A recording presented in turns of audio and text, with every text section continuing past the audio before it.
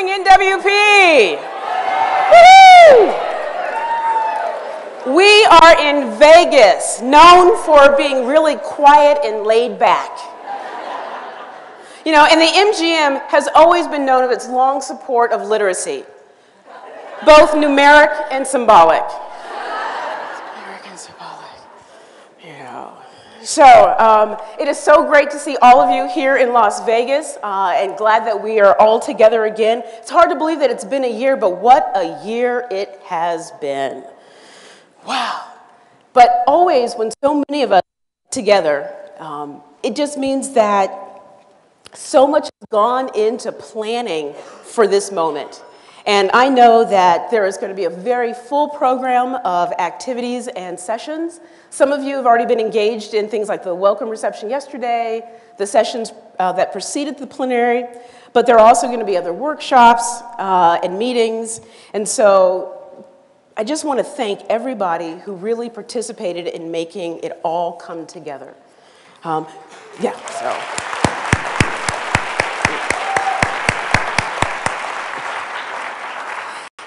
And it's so true. It doesn't matter whether you're having a small group of people over your house for dinner or you're throwing a party. You always wonder, will anybody come?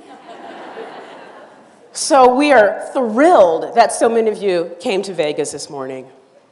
All right, so I also would make sure that this evening, immediately following the sessions, there is going to be the Literacy Cabaret. And so the Literacy Cabaret is Berry Lane's Literacy Cabaret. And I know that it's going to be really fun. There are people I know who have been looking forward to sharing a whole host of things, be it songs or poetry or who knows, maybe even some rap will be there, so it's going to be fun. Also, this year was something that was really different about the annual meeting this year, and that was the registration. And what an outpouring from the network. So a huge thank you to all of you who paid the registration fee. It really was so core in terms of helping us put this on this year, but also it's helping us plan for next year in Boston, because it's really providing some of those seed monies that we need to do that. So thank you so much. So it's now my turn to introduce to you the director of the Southern Nevada Writing Project, Marilyn McKinney. Marilyn is a professor of literacy education, and she's also the director of the Southern Nevada Writing Project, housed at the University of Nevada in Las Vegas. She has worked with the site since 1998 and took over its directorship in 2009. In addition to directing the site, Marilyn has been an NWP researcher, working with the local site research initiative and also the Legacy 3 study. Marilyn and all of the TCs at the Southern Nevada Writing Project have been working hard to welcome NWP and NCTE to Las Vegas, and we appreciate all they have done behind the scenes to support this meeting. So, with further ado, Marilyn McKinney. So welcome, everyone, and welcome to Vegas. We at SNWP are so excited that you're here. 20-something years ago, I had accepted a life-changing invitation from Jim Davis to attend the Iowa Writing Project. And I left the lush green landscape of Iowa and came to the desert, and this has been my home. It's amazing, you know, to think about what happened. I was armed with, you know, a supply of journals, and including my writing project journal from Iowa Writing Project, a new vision of myself as a writer, an unbelievable passion, and a whole lot of trepidation about how I was going to bring all of the things that I had learned and experienced to my role as a teacher-educator at UNLV. Honestly, I never in my wildest dreams expected to be living in Vegas, much less, you know, for so many years, or that I would even be a writing project director. That was beyond my dreams at that point. But here I am, rooted both in this bizarre place I now call home, and in my writing project work that's clearly grounded me and provided this incredible network of amazing, forward-thinking, intelligent colleagues who believe in the transformative power of writing and in what Marge Piercy writes about in work that is real. I know that each of you has your own story about your own local writing project site, how you got involved, stories of learning and leadership, and of lives that you've touched and of those people who've been there for you. As a nation, we've just come through a pretty brutal election. Sometimes the challenges, political, economic, moral, feel insurmountable. And as a writing project, we've also faced a host of challenges. But the power of this network is amazing. Conversations have started up, face-to-face, online, social networking, writing. We're learning together regionally, locally, and in gatherings like this. How blessed we are to have each other and to know that every single person in this room and many, many colleagues across the country who couldn't be here are willing to dig in and explore this uncharted territory, to risk and possibly to fail. And imagine, we're not even mandated to do this work. Our strength is this network, and we're so happy to have the opportunity to host you here. And please let us know if there's anything you can do. We have lots of TCs. Raise your hands, Southern Nevada Writing Project, and others who will be happy to help in any way that we can. While you're here, in addition to the sessions and exhibits and keynotes from NCTE and NWP, we hope you'll be able to explore some of the sights and sounds of Vegas. The sunshine, I hope you'll enjoy the sunshine, maybe the neon graveyard, the mob museum, the art and architecture that's hidden away and in your face, Red Rock Canyon, Hoover Dam, the Ruvo Center for Brain Research, you have to see that building, and rock art maybe left by ancient peoples. There are writing prompts everywhere, but of course you knew that because you're writing project people. And I just want to say thanks for coming and have an inspired meeting. I was reminded that I forgot to introduce myself. I'm Sharon Washington, Executive Director of the National Writing Project. Okay.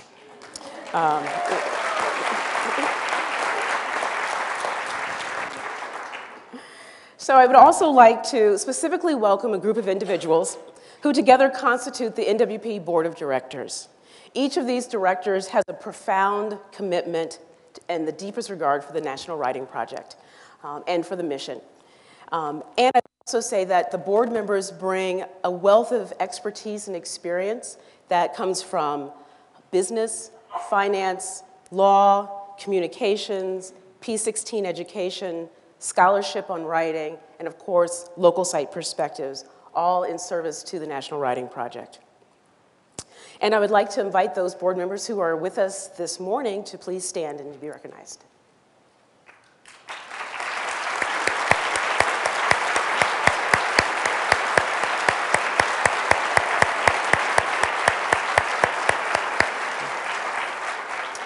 They'll be attending the luncheon and different sessions this afternoon, so please introduce yourself to them. They always want to hear more things about what's happening in local sites around the country. Now I would like to introduce to you Don McQuade, Chair of the NWP Board of Directors, who will bring a few words of welcome. Now, many of you know Don. I won't talk very long. Okay. Many of you know Don because of his scholarship in the field of writing and rhetoric. And some of you also know Don from when he was the president of 4Cs.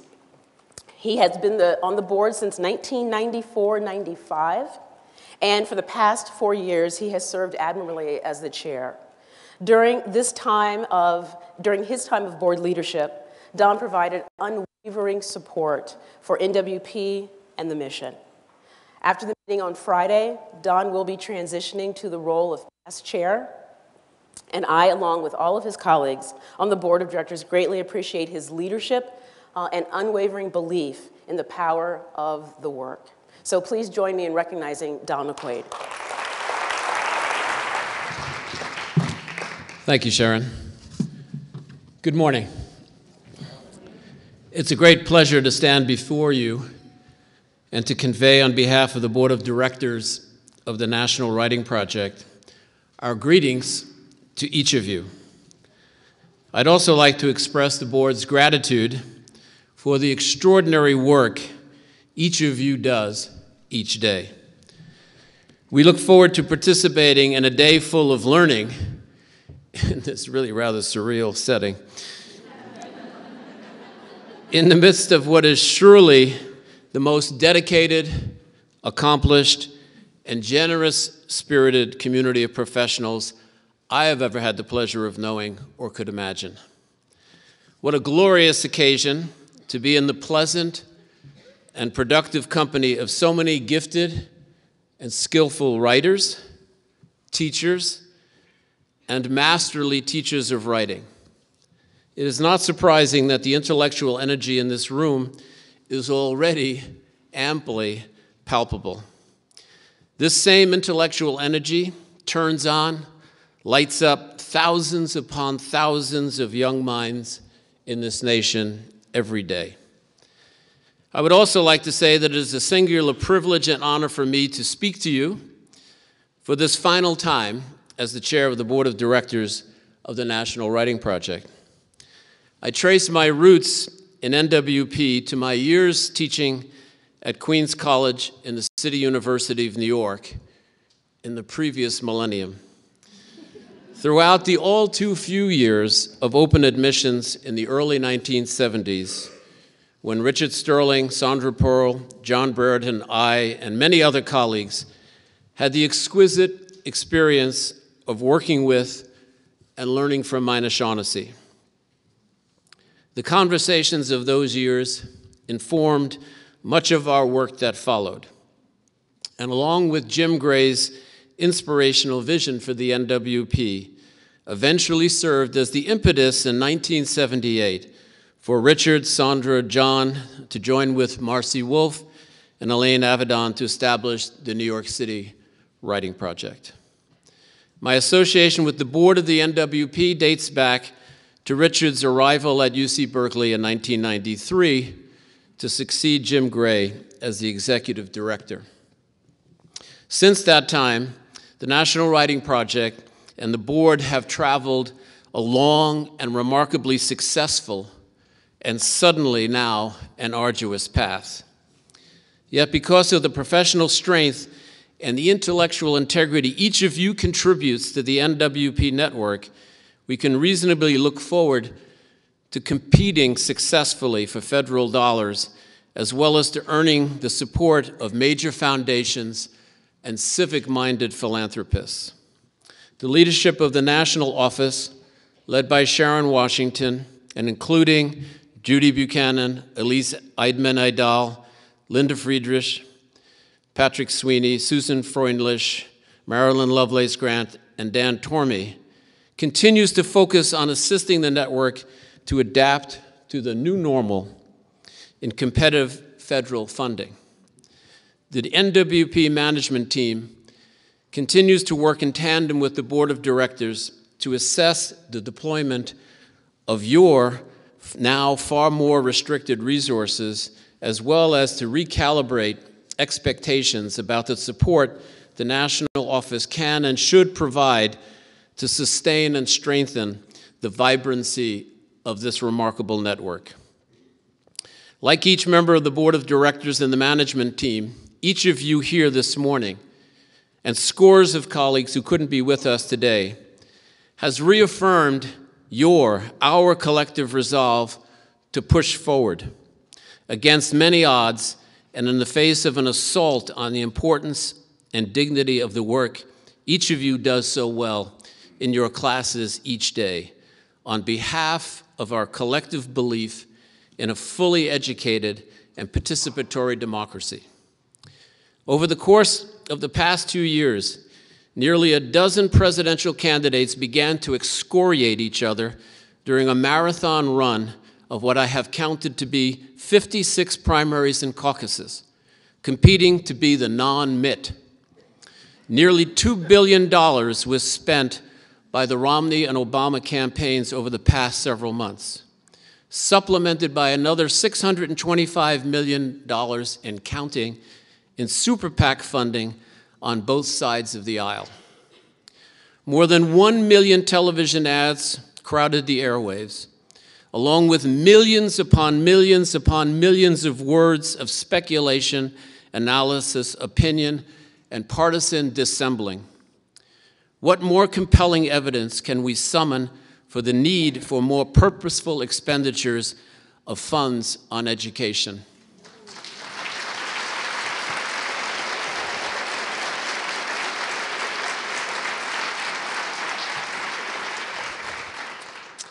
Many times over the course of the primary and general election, I thought of William Butler Yeats.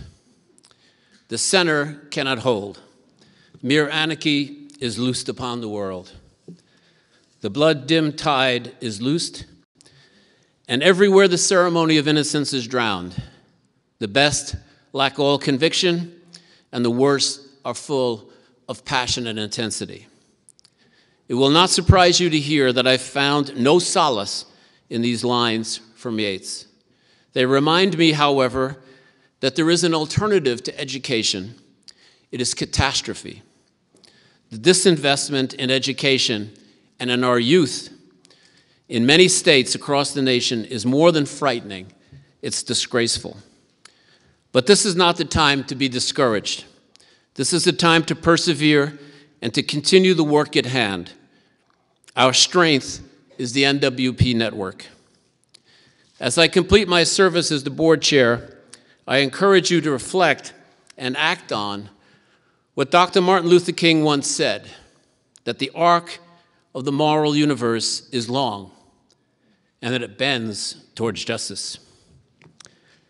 What Dr. King also knew was that the arc doesn't bend on its own. The teaching that each of you does each day helps to bend that arc toward justice.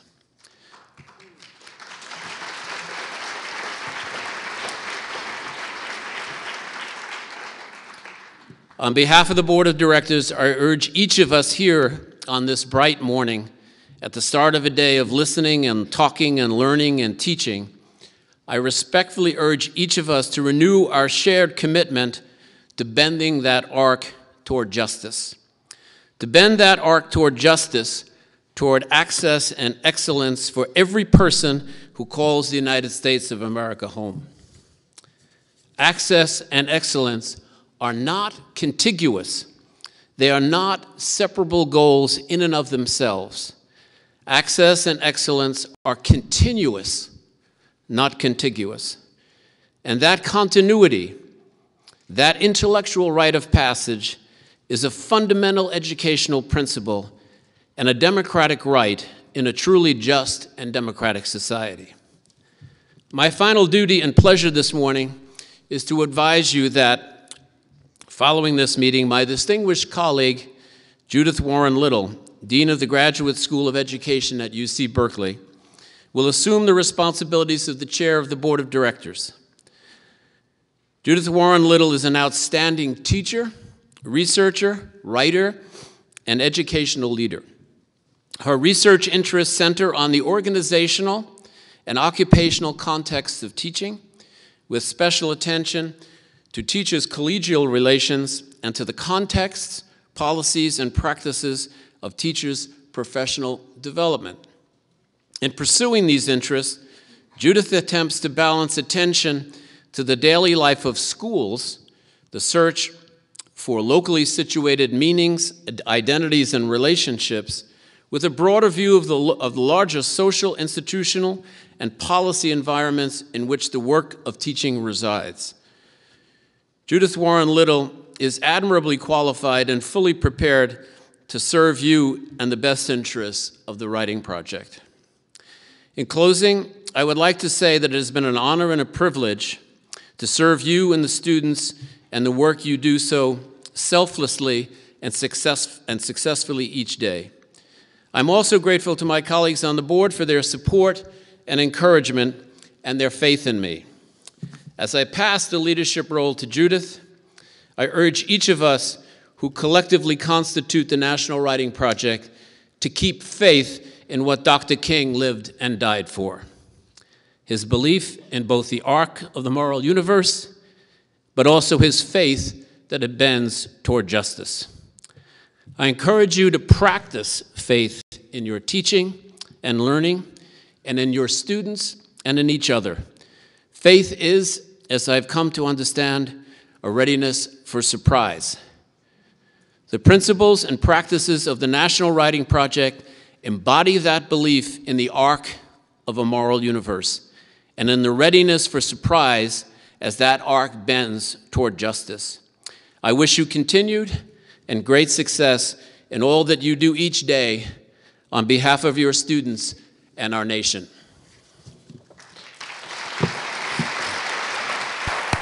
Thank you, Don. What an apt quote and a wonderful description of the network and a charge to the profession of teaching. I'd like to take a moment and highlight some of the accomplishments about our work over the past year and to look forward to some new opportunities in 2013 and beyond. Today, we are 193 writing project sites in local communities across the country. In March of 2012, we were one of 3 recipients of the first competitive seed supporting effective educators development funding from the U.S. Department of Education. That funding allowed local writing project sites to develop new teacher leaders, to contract with high-need schools in their communities to provide sustained professional development in writing, as well as supporting the development of open education resources and online learning opportunities. After learning of the seed grant award in mid-March, your response and the response from the site leaders all across the network was tremendous.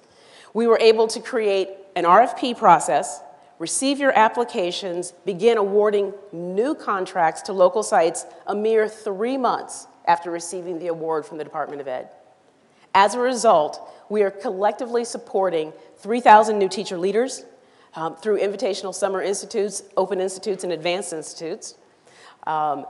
Together, local writing project sites are serving 3,000 school districts across the country, and in particular, we're serving more than 100 high-need schools in local communities to provide intensive professional development this academic year alone. Not many national and local organizations can turn around a grant of that size that quickly, and we should all give ourselves a huge round of applause.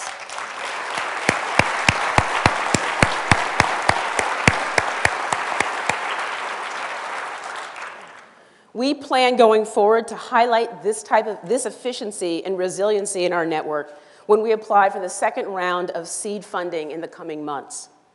In October, the Federal Register announced the proposed priorities for the next seed competition, and we submitted a comment during that period re-emphasizing the importance of professional development in the teaching of writing as an absolute priority. Now, we don't yet know when that RFP will be out, but we believe that it will come out sometime early in 2013. So as soon as we have a sense of that, we will let you know, and we'll certainly be submitting an application. I'm also so pleased to announce that on November 8th, just last week, we were informed that NWP proposal was among the highest scoring I3 applications, and we are thrilled to be receiving a 5-year program and research grant for $14.9 million in support of our College Ready Writers program.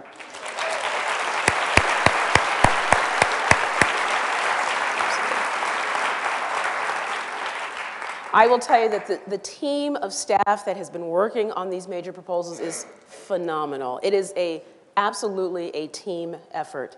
And that particular program, the College Ready Writing Program, will actually serve approximately 40 rural school districts in 8 states.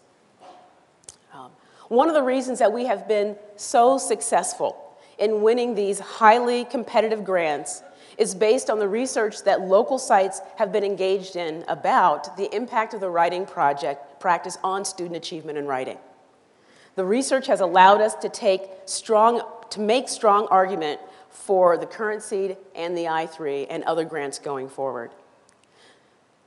As Don mentioned, the federal landscape for education is different. It's changed. It is about competitive program grants. The good news is that we have fared well so far. But there is no guarantee that Congress will continue to fund the pools of dollars for these types of competitions. However, for the time being, we know that there is funding for this next year. We believe that there'll be funding for the year after, but we still have to keep working to make that happen. Following the election, and this morning I have to say, as I was watching the morning news, it was hard to tell that the election was over. The amount of still ads that are out there really trying to urge, and help direct Congress over these next few weeks was just tremendous. I didn't know if it was because I'm in Las Vegas and I understand that there are different commercials playing in different markets, but there are a lot of commercials still, about politics. And Congress has a lot of work to do in December to pass legislation before the end of the term. In the coming months, we will continue our effective advocacy efforts as Congress once again will need to really address the reauthorization of ESEA, the Elementary and Secondary Education Act, and legislation that includes an authorization for NWP as a national program. So we will also need to introduce the new Congress. I know we're going to be working and advocating for, ESEA and the reauthorization. I can't say that I'm highly optimistic about that, but we're going to still keep pushing. And it's not that I'm not optimistic about our ability to be reauthorized. It's about Congress's ability to actually move that piece of legislation, okay? Let me just be really clear. But I want you just to watch out for the upcoming advocacy alerts from NWC's Public Affairs team, because we've got a lot of new people to meet in Congress, and certainly with your help, we'll be able to meet all of them and introduce them to the great work of the network. Through all of our work, the network has demonstrated that teaching of writing in all its form will be front and center in professional development for K to university teachers because of the efforts of this network. In addition to federal grant opportunities, we have been diversifying our funding support through applying for and receiving foundation grants.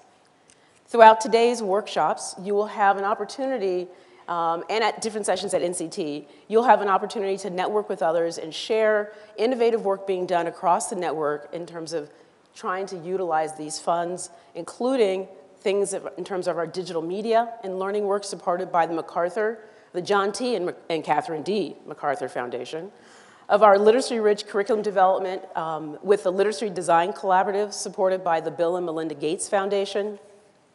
And we also continue to seek new partners to expand our work. And in August, we received a grant from the National Science Foundation to partner with the Association of Science Technology Centers to design programs that will integrate science and literacy. Part of this means that there'll be some NWP local sites working with ASTC members in terms of their science centers and museums to forge partnerships that will really help develop innovative programs for educators and youth. Writing has always been a gatekeeper. It was true before the Writing Project began 38 years ago at the University of California in Berkeley, and it still is today. And as we look ahead, we see the implementation of a Common Core in the forefront of many educators and administrators across the country. As you know, these standards will emphasize the importance of writing not only in English language arts, but also in mathematics, in science, in social studies, and in other technical subjects. And I don't have to tell you that for young people, this means that they will be asked for much higher sort of performance, the ability to have greater expectations for what they need to do in writing. And many of them are not prepared. Many of our colleagues are not fully prepared to help students achieve these new expectations. This renewed emphasis on the importance of writing for all young people means at a national level that we will continue to seek funding to increase the number of NWP teacher leaders working in communities to really strengthen writing instruction for all students, that we will be looking to provide professional development for educators at all levels across all subject areas, and third, that we will be really working to design and deliver new approaches for engaged learning that leverage the power of digital tools and the internet for all of us. The National Writing Project is the only focused network that involves teachers from all subjects, all grade levels, in both formal and informal settings. We know how to make reluctant writers into good writers. We know how to make good writers into better writers. And we do it at a national scale. We are not a network that stands still. We are a network that stands at the ready. And I know that together we will continue to make a difference in the lives of teachers and young people through the work that we do each and every day. And I thank you from the bottom of my heart for everything that we are all doing collectively. Thank you.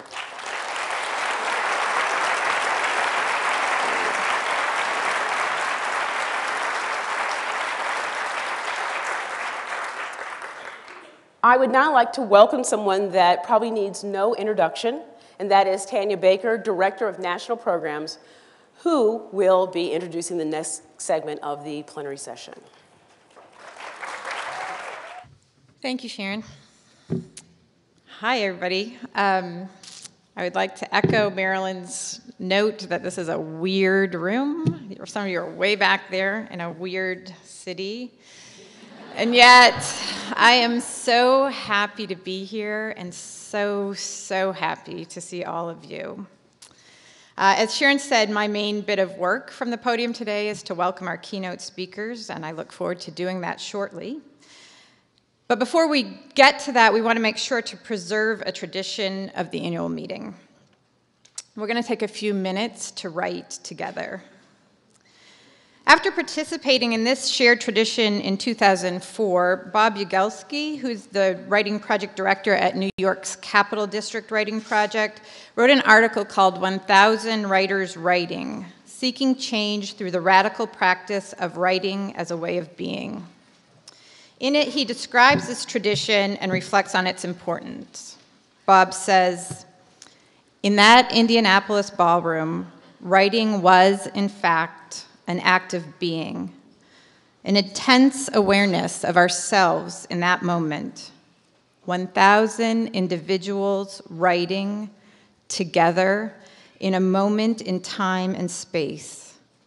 In this sense, writing is a potentially powerful vehicle for transformation, for it opens up possibilities for awareness, reflection, and inquiry that writing as an act of textual production does not necessarily do.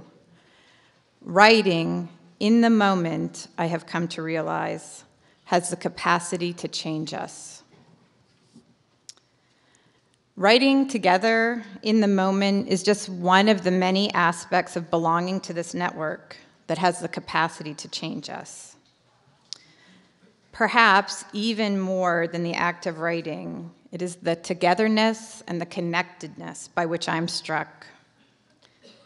When I look out at more than 600 of you gathered here this morning, when I think forward to 10 minutes from now to my opportunity to welcome Jeff Wilhelm, Michael Smith, and Jim Fredricksen, all of whom I met through this network, when I think about all the teachers whose practices have informed mine, who will present today or share their work at NCTE, or whose blogs and Twitter feeds I follow, I think about the way that being part of this network has facilitated my growth as a teacher, as a leader, and truly as a human being. I am smarter and better than I would have been because of the way that you all have touched me.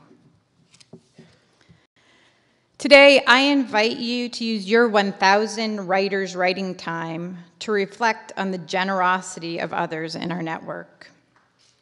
Those whose words, whose work, whose being have touched you.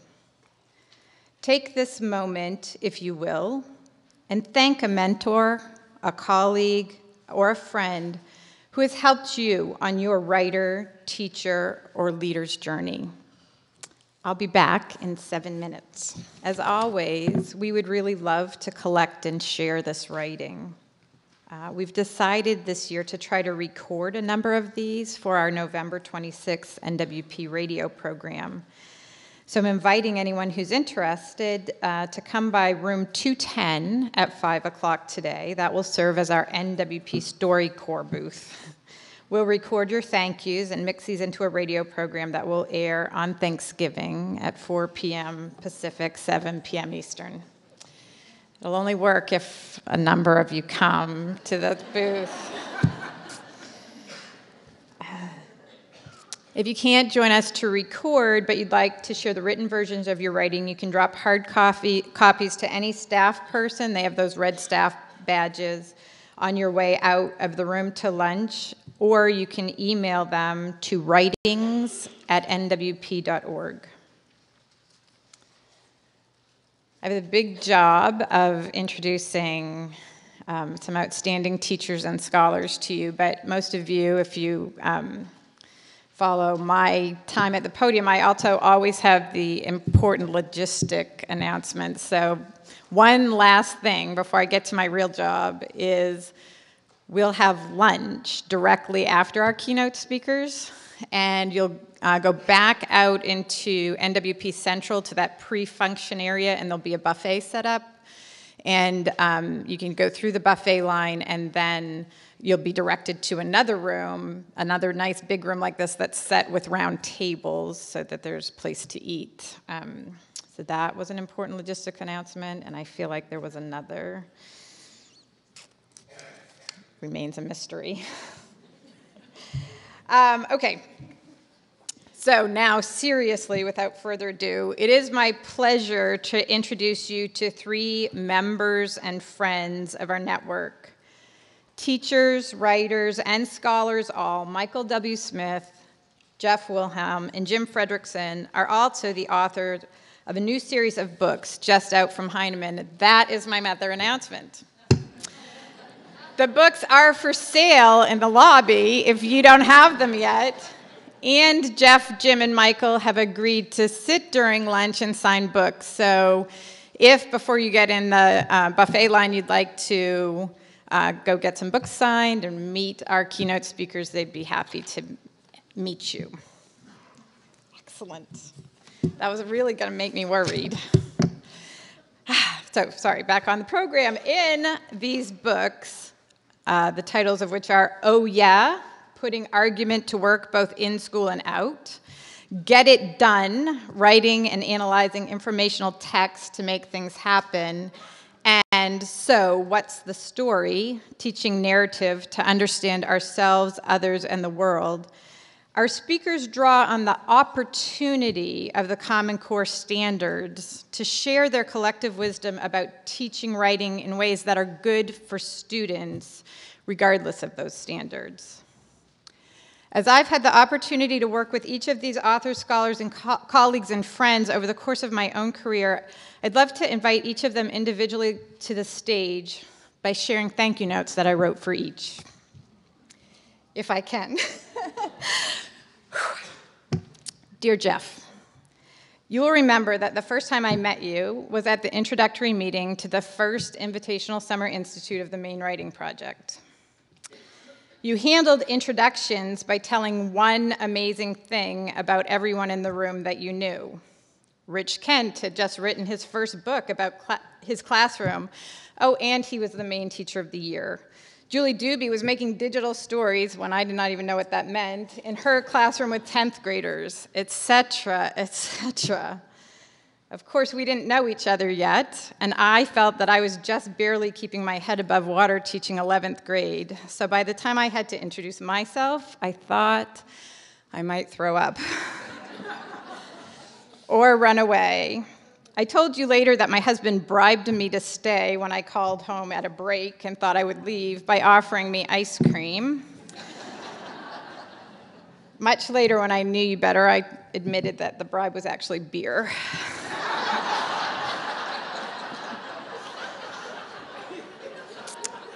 I often tell the story of this night as a story of my own fear, but what I too often fail to mention is that what I saw you do that night, I've seen you do 1,000 times since, often for me. Recently in an NWP radio show about teachers as leaders, a TC called this speaking someone into leadership. It's the way that you always know the best thing about a person, sometimes even before they know it about themselves. And the generous way that you share it and lift that person up. It's one of the many important lessons I've learned from you. Personally, I thank you for saying things like, oh, why don't you go represent us at that NWP meeting in Berkeley? I don't know if anything will come of it, but if something does, it'd be good if you were there. It's turned out to be very important in my life. More broadly, as a community, we should all thank you for a body of work that makes visible this appreciative inquiry stance that you have towards students, teachers, and indeed toward human beings. Thank you, Jeff.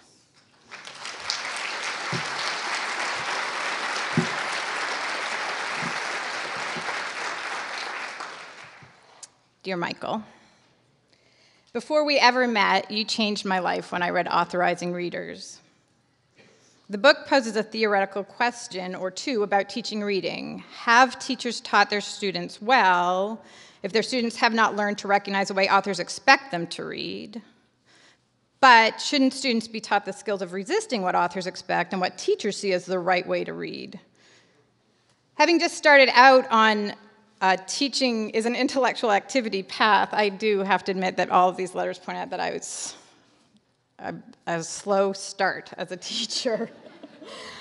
I was beginning my journey by reading many narrative accounts by teachers of the work in their classrooms. But as I remember it, Authorizing Readers was the first book about teaching and learning that I read as an argument augmented by the narrative rather than as a narrative, many of which just sort of fed me and gave me examples. This book made visible what many accounts of classrooms had not made clear to me at that point, that a theory of action should underlie the choices that I made every day.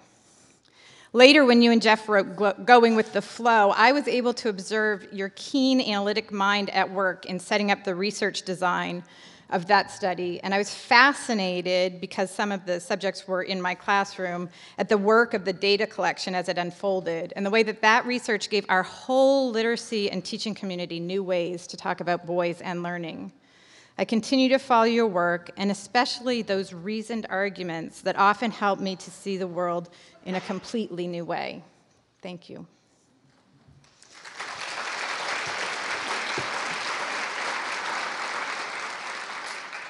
Dear Jim, I also remember the first time that I met you, and that it was in a bar at NCTE. And over a beer, I found out that one of our shared interests was mentoring new teachers into the profession. Since then, I've counted myself blessed to be able to work with you on several national programs, including that work that we started in the New Teacher Initiative and the Teacher Inquiry Communities Network. However, it's been our work together on the Literacy and the Common Core initiative that I've been able to work with you the most and the longest. As a member of this leadership team, you are often quiet. Since I am never quiet, I find this unnerving.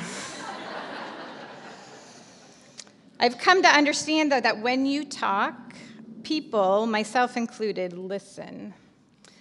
As we planned our last institute, you may remember a point when you hadn't said anything for a whole meeting and maybe two. And I was beginning to wonder if you were just watching Breaking Bad episodes while muting your phone. But then you said this really profound thing. It was just a sentence or maybe two.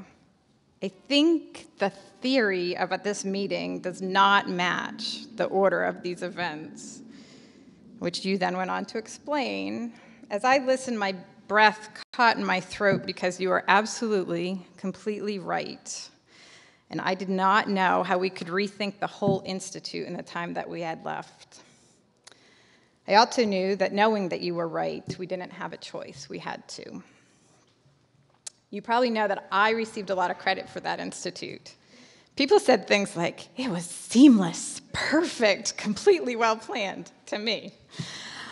I know, and everyone on the leadership team remembers too, that we got there because you listened so carefully. And then you said that one perfect sentence. Because you listen with such attentiveness and care. When you speak, I try to listen that way too. Thank you. That was so nice what Tanya said about us, but she's getting even with us by having 3 follically challenged men stand in front of a floor-to-ceiling mirror. So this is not typically one of my gestures, but for the rest of the morning, it's going to be. I'm going to start with a story. It's a legendary story in my family. When my wife Karen and I were first married, we moved to Madison, Wisconsin, and her family's from Philadelphia. It was October. They were coming out for their first visit out to see us. They're golfers, and Karen, my wife Karen, is an anti-golfer because she was a golf orphan growing up. But she said, it's a beautiful October day. Why don't you, the 3 of you, go golfing, and I'll walk along with you. It'd be this nice social thing, and I'll see how beautiful Wisconsin is. So I'm a terrible golfer, and they're quite good. So I thought, well, okay, for the good of the marriage, I'll do it. So we go to the golf course, and around the 5th hole, I'm coming out of the woods yet again, and my wife is walking down the middle of the fairway towards the green with her parents. You know how when you want to catch up to somebody backwards, you sort of just walk a little slower? So she sort of walks backwards to me, stands next to me, and says out of the side of her mouth, if you would just hit it in the fairway, we could all walk together. Why didn't I think of that? Her line is a standard, right? Her line is duplicated in the Common Core standards. If you would just walk together, the standard is to get on the green and get in the hole. And that's something we have to do. But the fact is, I knew what I was supposed to do. I just couldn't do it. And as funny as that is, I want to argue that every time we write in a student's paper, show, don't tell, we're saying precisely the same thing. Precisely the same thing. So that if we are going to help our students achieve these goals, if we're going to help them be scratch golfers, if you will, then we have to think really, really hard about the kinds of knowledge that they're going to need and the kinds of teaching and composing they're going to have to do in order to develop that understanding. Oh, this is the commercial. So let's start by thinking about knowledge. Our mentor, George Hillocks, in 1986 came out with this, with an argument for the kinds of knowledge writers need. He said, in essence, writers need 4 kinds of knowledge. He started with a distinction that's long made in educational psychology, that there are 2 kinds of knowledge, declarative knowledge and procedural knowledge. Declarative knowledge is knowledge of what? It's knowledge that you can say. Procedural knowledge is knowledge of how. It's knowledge that can only be performed. Then George argued that writers need knowledge both of form and of substance. You have to know the formal features of the text that you're trying to produce, and you got to know about the stuff that you're writing about. So if you put it together, you have this 2x2 matrix: declarative knowledge of form, procedural knowledge of form, declarative knowledge of substance, and procedural knowledge of substance. Now, those things don't happen in a vacuum. So they're all nested in a context. And that's the 5th kind of knowledge we talk about in the books, knowledge of context. If I went on for a half an hour here, I know the context, the particular context is, I'm talking to National Writing Project teachers, and I have 13 minutes, or one of my colleagues here is going to knock me off the stage. I have to understand that those are the constraints, and that's the situation in which I'm operating. So we have 5 kinds of knowledge.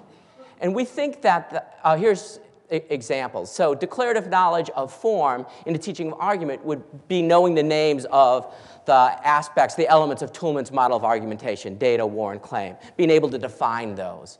But procedural knowledge of form would be able to write a warrant. Knowing what a warrant is doesn't mean that you can write one.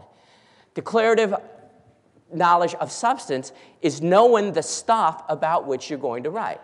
So if I'm going to write an interpretive essay about a book, I probably should have read the book. I need to know what the book is. Procedural knowledge of substance is, how do you get the stuff about which you're going to write? How do I read a text, noticing the stuff? In Stuart Green's word, how do I read a text, mine a text in reading as a writer? Because reading as a writer is different than reading as a reader in some kinds of ways. If you're going to use a text for your own work, you might read in different ways. You have to pay attention to different kinds of things. Jim's going to be talking more about how those 5 kinds of knowledge would play out. So I'm going to spend the rest of my time with you today talking about 5 kinds of composing. That we think that those 5 kinds of knowledge can be developed by 5 kinds of composing. And what Jeff wrote on the first slide is, his vision of this is the writing process on steroids. Composing to plan is one kind of writing. So, for example, if the letter that you wrote to your mentor, that's composing to plan if you later use it to write something about what meaning a mentor teacher is for a student teacher. Okay? When Jeff and I wrote Reading Don't Fix No Chevys, we spent about a year figuring out how we were going to collect the data that Tanya talked about. That's composing to plan. We wrote interview questions. We practiced interview questions. We wrote some scenarios that we wanted the kids to respond to. That's composing to plan. The journals that many of you keep is composing to plan. You're going to go back to those journals in order to write from them. Composing to practice is, I want to talk about, in the books we make an argument for anticipatory teaching. So there's an idea that what we try to do is, you wait for teachable moments, right? Your kid gets to a place in the writing that he or she is doing, and they come to you and say, I need help with this, and that's a teachable moment. Or you notice that they need help. That's a teachable moment, right?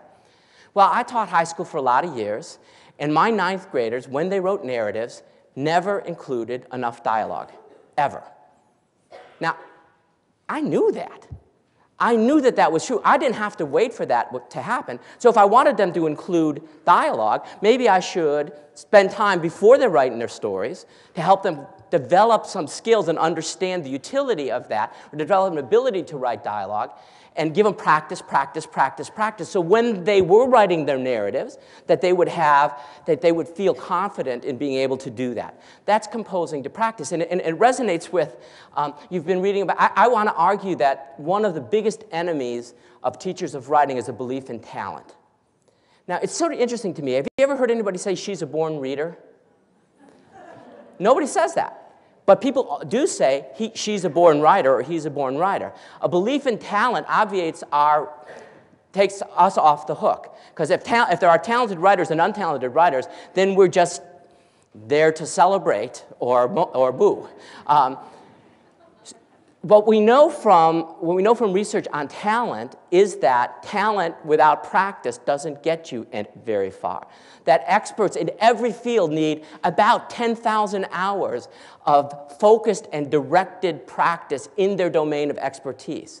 So we've got to give our students a chance to practice, and we've got to think about ways as teachers to create efficiencies so that they're able to do that in our classes. With all the stuff that we have to do, we've got to figure out ways to give them enough practice before we ask them to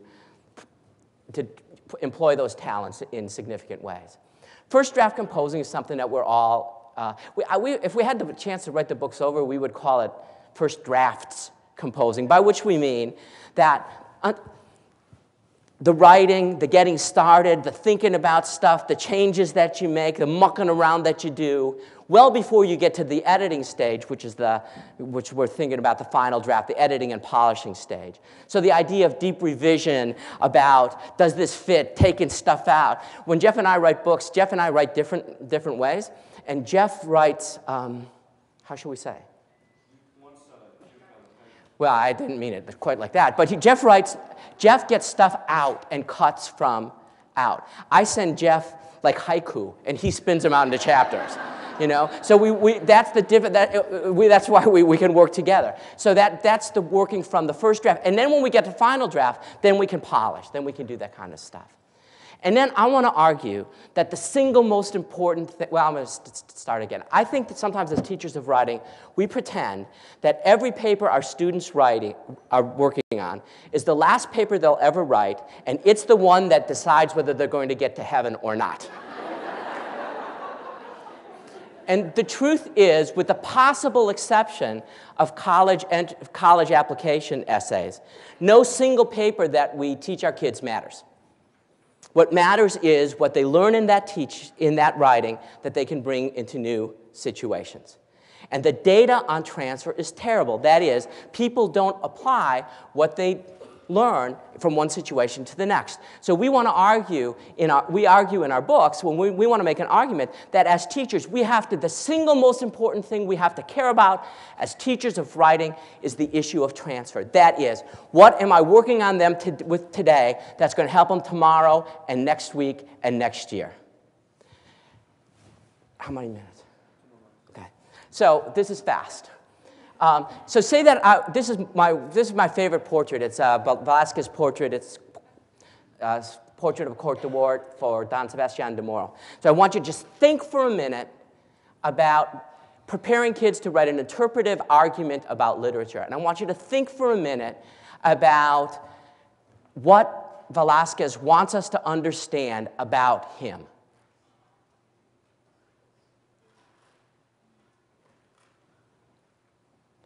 If I had more time, I'd have you share. But using a visual, if we're going to write interpretive essays about characters, I need to think about what kind of knowledge my kids need. Well, the thing I think kids need, the threshold concept for understanding a literary text, is that a literary text is an intentional act. That what is didn't have to be. And I think that the way that we leverage understanding is to think about what is against what could have been. So, in understanding this portrait, we have to ask, he could have made it a 3/4 piece. Why does he have him seated? He could have had his hands this way. Why didn't he? So as experienced understanders of texts, we read what is against what could have been. As soon as I name that move, I can teach it to my kids. I can say, notice what is, think of what could have been, and use that as a way to leverage your interpretation. And here's one of the ways where David Coleman is wrong in what he writes about around the CCSS. The stuff about text-dependent questions is, I would argue, wrong. Because text-dependent questions only work on the text that they're depending on.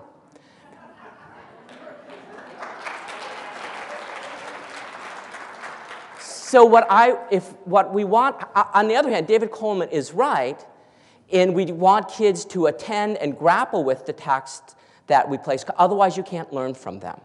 Right? If I'm going to learn from this portrait, I have to grapple with it. So I want to argue that what we want to do instead, in thinking about composing to transfer, is helping our students develop an articulated understanding of the moves that they employ in particular situations, and then give them extended practice doing it, so by the end they can both name it and feel confident that they can do it. I think that I can show in one block 5, 6 portraits, 3, 5, where we practice that. Look at what is, think of what could have been, what does that mean? So what we're thinking about, what we hope that, one of the things I hope that you take from this practice is that we can have our kids be scratch golfers, but doing so means we've got to think really, really hard about what we do as experienced readers and writers, and give our kids extended practice, and then give them articulated understandings that they can transfer to new situations.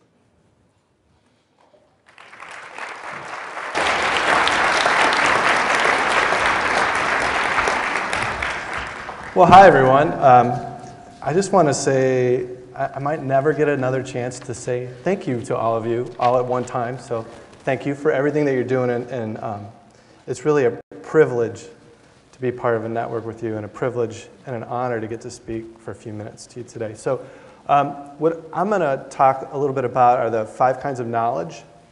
And I'm going to spend time talking about 2 of them in particular. What Michael kind of walk through are the 5 kinds of composing, which I think are helpful in terms of planning your instruction, designing the order of your instruction. And I think the 5 kinds of knowledge are really helpful in terms of assessing and trying to think about, what do I need to pay attention to when kids are doing things in order to know if they really understand it?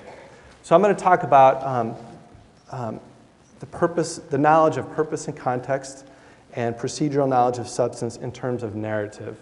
And so before we get to those two kinds of knowledge, I think we need to have some common understanding of what narrative is. So strangely, it took me a long time to get to this point, but this is what I think narrative is. I think narrative is about trouble and how people respond to it. And trouble can mean a lot of different things, but I think it means that it's a break in what people expect. It can look like uncertainty, it can look like ambiguity, it can look like a direct challenge, it can feel like failing and flailing, it could feel like falling short and flopping.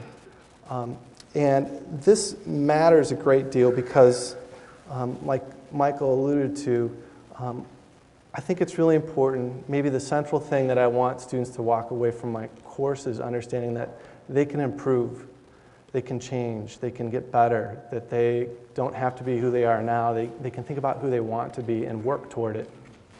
And that is what Peter Johnston in Opening Minds and Carol Dweck in Mindset call a dynamic mindset, versus those students who have a fixed mindset. A fixed mindset would be one in which you don't think you can get better. You are a fixed set of traits. I am a good writer, or I'm not a good writer. Not, I'm not a good writer yet. And so if we think about this in terms of the Common Core standards, that's a document that asks students to be producers, to be active, rather than just consumers and being passive. It asks them to make texts, to make meanings of other people's texts. It asks them to make a case for why they just did what they did. So to look back at something they did and then think about what went well when they did it and what they could change for another context. As teachers of writers, we know that when people engage in the process of creating and crafting, they face trouble of all kinds. They face moments of decisions, of not knowing the outcome in the process of doing it. And acts of discovery require courage, and they lean on the power of yet. So this isn't the way I want it to sound yet. This isn't as clear as I hope it to be yet. This isn't as automatic as I expect it to be yet. So we need to, I think we need to help people see narratives in the world and to see the work that narratives do for people. So this is the first kind of knowledge that we talk about, the knowledge of purpose and context. And it basically asks, where, when, and why do people use this kind of thinking, this narrative thinking? Or if you're thinking about argument, where, when, and why do people use argument? And where, when, and why do people use informational text? And for me, narratives appear in places where people are dealing with trouble. So you can think about this in terms of careers, right? You can think about lawyers, mental health professionals, designers. Think about Click and Collect, the Tappert brothers on NPR. You might think of medicine. Often you can go to a doctor and it can feel like they just want you to describe a set of symptoms and then they make an argument about what it is. Or doctors can practice narrative medicine and ask you about the story of your illness. And you think about where things begin and where they might be. So in these kinds of contexts, people are dealing with, in which people are dealing with trouble. Trouble can help us see what our hopes are and why they matter to us. Trouble can reveal our motivation and why we do what we do. In other words, they can help us. Trouble, when we face trouble or when somebody faces trouble, that gives us an opportunity to see what we believe things ought to be and what things could be. And trouble helps us see what we expect and reveals to us where those expectations might come from.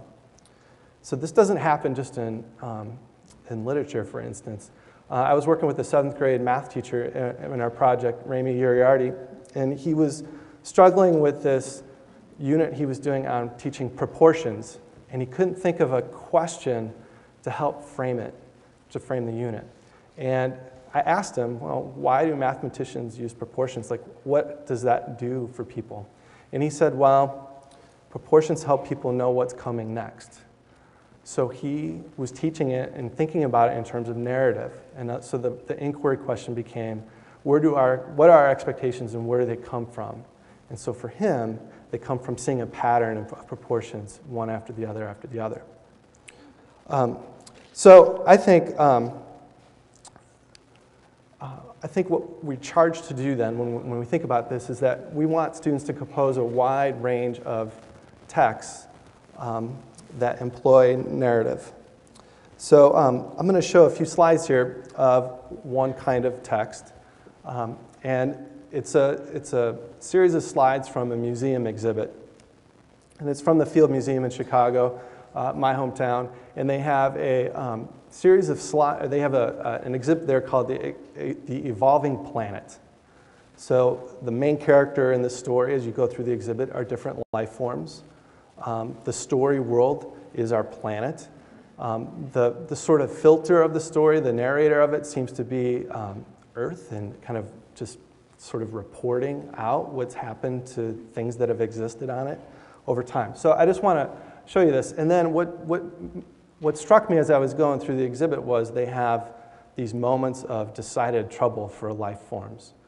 So you'll see the beginning of the exhibit starts with this little passage, and it introduces sort of the setting and where we're at, and it has this idea of life evolving as sort of a theme that's going to run through this, that things change, life forms change and adapt and grow. And then this is where it begins. It sets the stage, the story world. 4 billion years ago, this is when the story begins, right? And then from here, we begin to see all sorts of different life forms at different times. And then all of a sudden, there are these moments of trouble. Mass extinction number 1. Right? And then after the extinction, then there's a few more. Now, I thought there was only one. I thought it was the Ice Age, and there were dinosaurs, and then we had the Ice Age, and then we came around. But there are actually six mass extinction times. And then they have this big dinosaur hall where all these dinosaurs are, and then you kind of continue through the exhibit, and then they end with this passage from Darwin about how life evolves. Now, this is structured in a narrative way. This is narrative thinking at play. It's telling you the story of life over time. And if I was a young person going through this, or even well, you might not think it's narrative as you're going through it because it doesn't look like a story. It doesn't necessarily follow the Freytag triangle of rising action and falling action and things like that. Instead, it's centered around this notion of trouble and how life forms responded to it. And that creates the structure to the experience. So the next kind of knowledge is, so if we think about where and when and why narratives are around, then we got to think about this next kind of knowledge, which we're calling the procedural knowledge of substance. So to do that, you got to think about, well, what are the substances? What are narratives made of? So I did a lot of reading around narrative theory and read a lot of stuff, and these seem to be the 5 substantive things of narratives that I could kind of figure out. So the character makes sense, the story world where we're at. Time, there's a beginning and an end, and there are things that happen in there. And then I started using this language of filter and slant instead of point of view. And filter would be who we follow, and the slant would be sort of the narrator's attitude toward that. So a real clear example of this would be the Wonder Years. They'll show from way back when. And in that show, you follow Kevin. You follow a 10-year-old Kevin as that series begins. And the narrator for that, the slant toward it is sort of this nostalgic slant of the older Kevin looking back on it. Or if you've never watched The Wonder Years, you might think of A Christmas Story with Ralphie, right? Where we follow him at that time, but then there's this sort of attitude. Now this is slightly different, I think a little bit more generative for young people than thinking about third-person omniscient versus third-person limited. Right? This makes a little bit more generative sense to them. So this kind of knowledge, though, is not just about knowing what those things are, but it's actually knowing how to invent or find them. So if you're inventing a story, students will need to know how to craft these things and create them. If you're writing narrative nonfiction, you need to know how to identify and find these things. in order to craft a story. So we're going to just look at one real quick here, the character. How do we help students craft characters? So there's this heuristic that I've been using for a long time that seems to work. I don't always quite know why, but it works for young people. And so what I have my students often do, I taught middle school for a long time, and I have them collect characters. So for me, this heuristic comes from Peter Ruby and Gary Provost's book. It's a little bit older now. It's called How to Tell a Story. And the WAGS test seems to really work. And where I often start, I don't go in order of the W, then the A, then the G, then the S. I often start with the goal. So what is it somebody wants? Because that's where the trouble is going to be found, right? Something's going to get in the way of that. And then the real important thing is, why is that goal so important to the character? Why does it matter? What's at stake? And this is often what's missing from the 7th and 8th graders I used to work with. This was the thing that was missing from their stories. They would have a goal and then they would have all these things happen, but there was never sort of this internal thing that was going on that was driving driving the character. The other two things matter in that, well, the action makes sense. What are the steps a character takes in order to achieve that goal? And then the world of the story sort of depends on the character's view. So from the character's point of view, what in his or her world creates opportunities for that goal to be realized? And what is it in that world that creates constraints or limitations? What gets in the way of it from somebody achieving that goal? And if, by the way, if you don't want to collect characters, you might collect story worlds with your characters and simply ask two questions. Who's in this world that wants, who's not in this world that wants to be there? Or who is in this world that wants to get out of here? And you will find characters. There's trouble that gets in the way. So do I have time? Yeah. Okay. So I'm going to have you create a character. All right? So we're going to do a little WAGS test here, and I'll walk you through this. So this is an old family photo that I'm not in. Yeah, this I can. So what I'd like you to do, though, is we'll go through the WAGS test just so you can see what it looks like. All right? So pick one of these characters that are up here, and on a piece of paper, write down what it is you think they want. And it can be what they want in this little situation in this room, or it can be just writ large. What is it they want? And then jot down, well, why do you think that would be important to that person? So I'm going to give you 15 seconds here.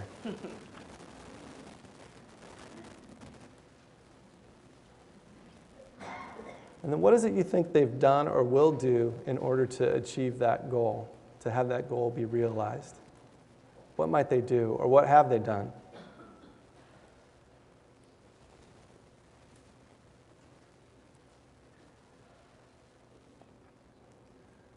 And then where are the opportunities or the constraints in their world that make that pursuit either easier or more difficult?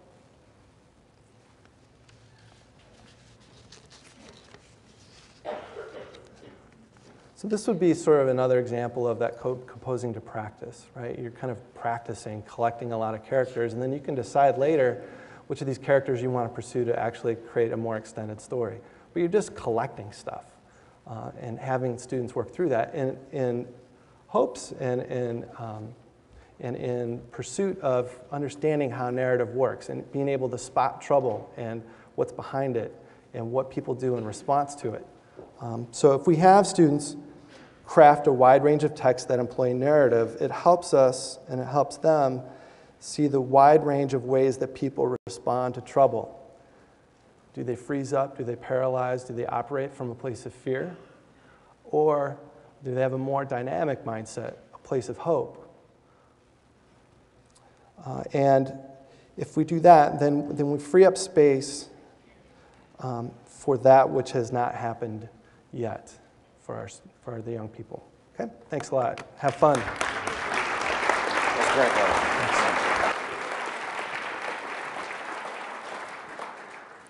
Well, good morning, everyone.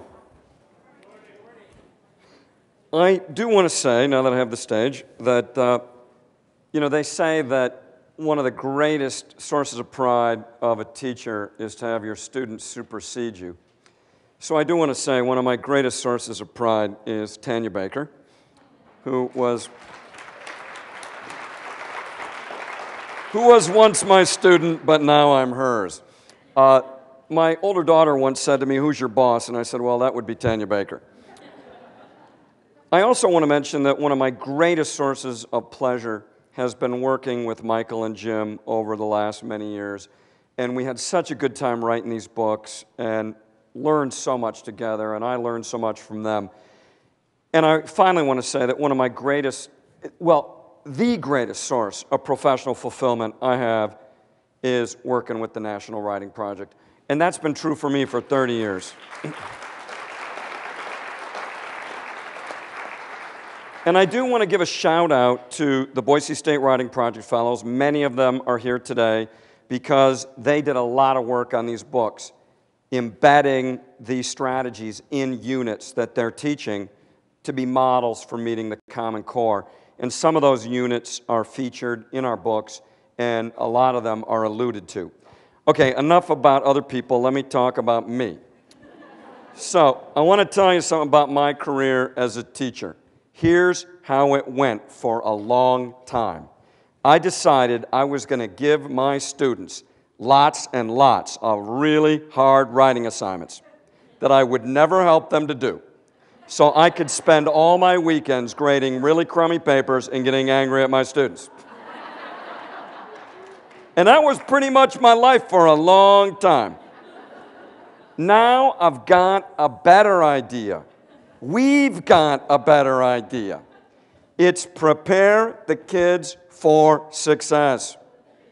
Now, what we're proposing is to do fewer formal writing assignments.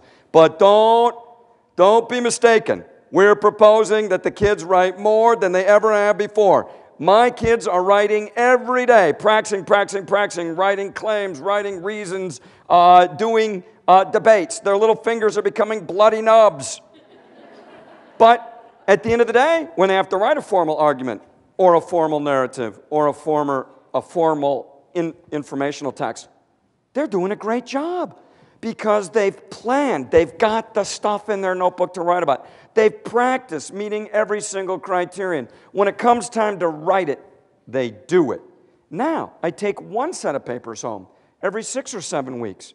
I can grade them in the morning because I've seen them several times already. I can use primary trade scoring. I'm done at noon. I take my wife to a matinee movie. My life is way better. I'm not angry at the kids. They're not angry at me. They have visible signs of accomplishment. I'm just telling you, this is better. Now, if you look at the writing standards in the Common Core, the first 3 are write arguments, write informative explanatory text, and write narratives. You might notice those are the 3 topics of our books. Now, one of the things, just saying, one of the things that's been causing a lot of kerfluffles with the Common Core is that there's this assertion that by the end of high school, 70% of the reading and writing we're doing in schools should be informational text. I do want to point out that doesn't say that it's an English class. It says it's across subjects. So we're not going to lose narrative, which is so powerful, and Jim did such a great job of exploring why. What it does mean is we will have to do more teaching of informational text, and I would argue, well, we do argue, that that should be in conjunction with narrative and argument text. And we're going to need to be more explicit about teaching these texts. It also means we're going to have to help our colleagues in content areas to do more and more explicit teaching of the reading and writing of informational text. So we've got a couple of challenges that we're facing here with informational text. Now, if you read the Common Core State Standard document, they list these different text types or thought patterns as informational text types: naming, listing, summarizing, describing, process description, which they also call explaining or how-to text, defining an extended definition, comparing, classifying, which they also call differentiating and grouping, cause and effect, and problem and solution. So that's a list. of 10 different kinds of informational text structures kids are supposed to have nailed by the time they graduate and are college and career ready. One of the things we found that was fascinating and interesting and challenging was that these text types are way more interesting and way more challenging and complex than people usually think. Now, Jerome Bruner talks about narratives as the primary mode of mind, as the way we typically think about and construe the world. And the logic is chronology. He talks about argument and informational text as being paradigmatic text. So they depend on patterns. Argument depends on claims, data, and reasoning about the claims to connect the data to the claim. Now, that's a pattern. Informational text structures and arguments use patterns to do functional work. Now, Bruner says this about the paradigmatic. To perceive is to categorize, to conceptualize is to categorize, to learn is to form categories, to make decisions is to categorize. That means that for each kind of informational text structure, it embodies a specific pattern of thinking with and through categories. So each one of those 10 is a different way of thinking with and through categories to get different kinds of work done. In turn, this means that teaching students how to understand, produce, and use informational text structures as readers and as writers means that we are teaching them how to think with these categorical patterning tools. As writers and as readers, to understand text structures as thought patterns, to be able to generate and comprehend such structures, students must understand the purpose of the text structure, what work it does, the context in which it can do such work, knowledge of context, the content, substance, and how the content is structured to meet the purpose to create specific meanings and effects. So you will notice these are our 5 kinds of knowledge. Knowledge of purpose and context, knowledge of content, both procedural and declarative, and knowledge of form, both procedural and declarative. So this is the gut check that we're asking teachers to go through when they plan units where kids are going to write extended text. We have to make sure that students engage in activities that help them, 1, to understand the purpose and context in which they are writing and the work that's going to get done.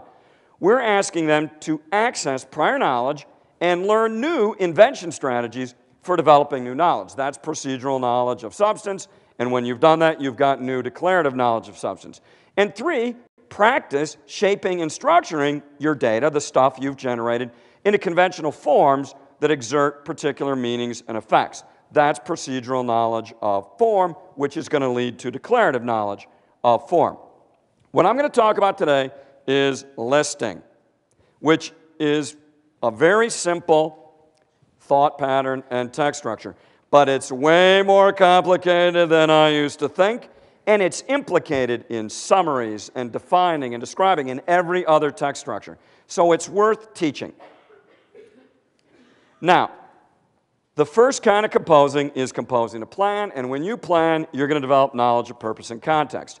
Here's a couple invention strategies we've been using with students in schools. Just simple brainstorming. When do you generate list? Or we do ethnographic seek and finds.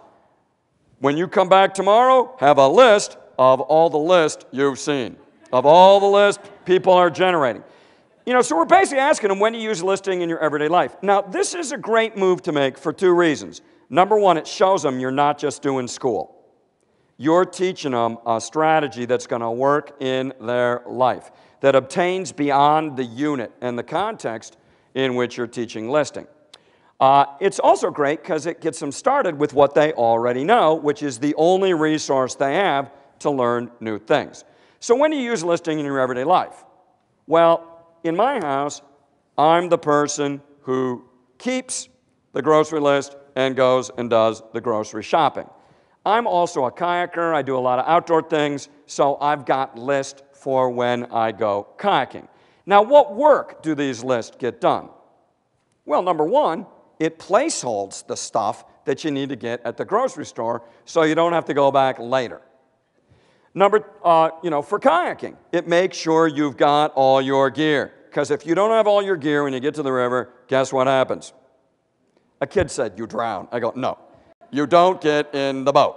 You get to be the shuttle bunny driving other people around who are having fun. So it's important to have your list, right? You got to place all the stuff. You got to have what's necessary. So it gets work done. Now, we do listing in all of our disciplinary work, and a lot of work gets done through these lists. Now, once kids have this knowledge of purpose and context, you need to start figuring out how can I help them generate the materials for a list. But they're going to have an immediate context in which to write those lists. So another step you take as a teacher is to create an essential question. Reframe what you're teaching as a problem to be solved that would require and reward the writing of list. And of course, this is true for any other kind of text structure you want to teach. I taught a unit recently, what do we need to survive and thrive middle school? Now, you could obviously ask that, what do we need to survive and thrive, or what do we need to survive and thrive while living in a foreign culture? You could apply that to a lot of different situations in school. We decided that what we needed to do was to create a guide for 6th graders coming into the middle school. And that we were going to create a guide filled with lists. What do you need to know about your locker? What do you do if you are bullied? You know, so these guides are filled with lists. We have like 253 different languages in the Boise schools. We translated these guides into several different languages for refugee kids who are going to be new to the school. So it became a service learning project in a lot of ways. This provides knowledge of purpose and context that immediately rewards and requires the generation of lists, and that gives you a payoff for making the list. Now, composing a plan, procedural knowledge of substance. What strategies do we have for generating and inventing the stuff? Now, when I go to the grocery store, what am I doing during the week? If I notice we're low on something, I write it on the list. So I'm observing. My family is not hip to this yet after 25 years, right? If you notice something is low or you use it, put it on the list. Another thing I do is I think of the meals we're going to eat in the next week, and I go through the pantry to see, do we have all of those things? Those are strategies of invention. They might sound simple to you, but kids may not know them. Here's another thing I do. Before I go to the grocery store, I reorganize the list into the order in which I go through the grocery store. So now I'm to procedural knowledge of form, right? I'm making my list more significant. Now, what are these strategies of invention? I might think about going through the grocery store. That's called a geoscan. I might think about our meals. That's called a schedule scan. I might think about my body when I'm going kayaking. Do I have my helmet? Do I have my PFD? Do I have my paddle? Do I have my skirt? I look very good in my skirt. Do I have my kayak? If you're missing one of those 5 things, you don't get the kayak. So I go through a body scan before I get into the car. Buying presents. You know, holidays are coming up. What do you do when you buy presents? How do you generate the stuff for your list? Well, I do interviews and surveys. I interview my wife about my daughters. I interview my daughters about my wife, right? Now, that seems simple, but kids may not know how to compose an interview or a survey to generate the stuff. So it's a teaching opportunity to help them. Composing a practice, procedural knowledge of substance and form. Now, there are different kinds of lists. There are simple lists. They're basically disorganized. And they're significant lists. They have an organizing principle. So what I do with the kids is I do think-alouds of list to model the strategies for generating list, understanding list, forming the list, etc. And then I give them lists that they revise. Then they start generating their own list and working on that. Here's a heuristic for reading list. And you could use this when you're reading the Common Core State Standards. What's the topic of the list? Anchor standards in reading. I actually think there's another topic that's implicit, which you will come to. What's the purpose of the list? The things the kids need to know about reading to meet the Common Core career and college readiness standards. Is the list simple or significant? It's significant. I think it's hierarchical and chronological. If significant, what are the ordering principles? Well, I just told you. What are the repeated motifs, themes, like analysis, evidentiary reasoning, inferencing? And then you can move towards summary, right? Because you know the topic, and you know the key details, and what pattern and comment is made by that pattern. Okay, I'm just going to conclude by giving you a few lists. These are some of the things we do with kids. We like to start with things the kids may know about, where they can stake their identity. That has nothing to do with the unit. So here's a list. What is the topic of this list? Anybody know? It's not sports teams. It's, sports teams that have moved from their original city. Then I say to the kids, is it a significant list? Some kids know enough to know it's not. And then I go, how could you make it a significant list? And they say, oh, an ordering principle might be chronological. The Philadelphia Athletics were the first team to move, then the Washington Senators. So you could do it chronologically. One kid said, oh, you could do economic impact of the move. You know, that'd be another way to make a significant list. So then they do the research, and they recreate it as a significant list. Then for our survival unit, I start using a list where we're using content from our inquiry into survival. Water, food, shelter, clothing, affection. What's the topic of the list? Yeah, things you need to survive. Is it a significant list? Is there an ordering principle? Yeah, it's Maslow's hierarchy of needs. So notice we're doing content while we're doing listing. We're getting what I love, which I call a twofer. Now, what do you do next? You have students add to the list you've created. They might need to do research. They might need to learn. Create their own list related to the unit. Create list with outliers. Share and respond to each other, all the while identifying topic and organizing principles. They are practicing, practicing, practicing, generating the stuff of list, generating the structure of list. Final activity. Banana, apple, Snickers, rice cracker, peanuts. What's the topic of the list? Yeah, we could say snacks. I might say we're doing survival. Let's be more specific about the kind of snacks. So they might say healthy snacks. I might say, is one of these then an outlier? Now we're getting to definition, right? Specific examples, contrastive examples. It was funny, one kid said rice cracker. I go, why is that the outlier? He goes, it tastes bad. Well, quickly they got to the point where they go, yeah, the banana, apple, rice cracker, peanuts are complex carbohydrates, very good for survival in the long term. Snickers is simple sugars, bad for survival in the long term. Though one kid said, if you're being chased by a saber-toothed tiger, that would be good to have a Snicker for that short-term energy. Now, once you've practiced generating the stuff, practicing ordering the stuff, you know, that procedural knowledge of substance and form, then you say, okay, it's time to create our guide for survival in the middle school and to make our list and to make sure they're ordered. And then, of course, you're doing drafting and final draft. And then throughout, we're doing this composing to transfer. So every day I say to them, I have these concentric circle charts where I'll say, what have you learned about listing? What have you learned about survival? Next day, layer on another layer. What's something new you learned about listing? So they're naming what they're learning and want to carry forward to the final composition and to the future. Muddy Marvy, what's something that you're not quite getting about listing? What's something that's totally cool about listing you're going to want to remember forever? Formative assessments where the kids name what they're learning so they can bring it forward into the future. Again, you might have thought lists are pretty simple. We found they are wonderful and complicated and can do so much work for the kids if we take the time to teach them and give them the practice. Final comment. My daughters often come home from school looking glum. I'll say to them, what's up, sweetie? Quite often they'll go, I've got a paper due. I ask them, when's it due? Invariably, they say, tomorrow. I'll say, what are you going to write about? They go, I don't know. I'll say, what are the criteria? Not sure. Okay, now I blame my daughters a lot for this, but I'm also blaming their teachers. How do you get to the day before an assignment is due and you haven't practiced, generating all the stuff you need to put in that paper?